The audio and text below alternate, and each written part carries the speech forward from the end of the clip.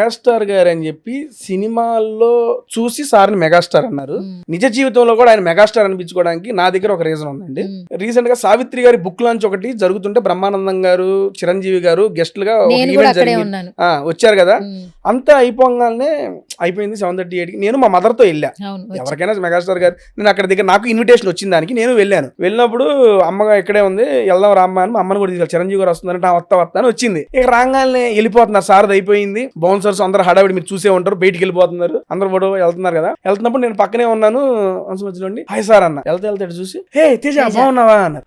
బాగున్నా అమ్మ ఫోటో అంటే ఒక నిమిషం వెళ్తున్నా. ఆయన ఆగి వెనక్కి వచ్చి ఒక నిమిషం ఎక్కడ ఉన్నారంటే అమ్మ ఏం పేరు ఒకసారి పక్క రండి అని బౌన్సర్లను పక్క జరిపి ఏం పేరు అమ్మ లక్ష్మి గారు, అమ్మ రామ్మ అని చెప్పి పిలిచి ఆ తేజ తీసుకో ఫోటో అని చెప్పి ఫోటో ఇచ్చి ఓకేనా తేజ జాగ్రత్త ఇల్లు అమ్మ జాగ్రత్త అమ్మ బాగున్నారు కదా అని చెప్పి వెళ్ళిపోయారండి ఆయన.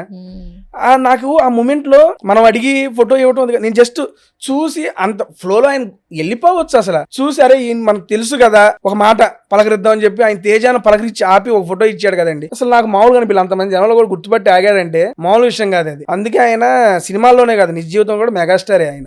మన అనుకున్న వాళ్ళకి ఆయన కావాలంటే చేసి పెడతాడని చెప్పి నిదర్శనం అంతే.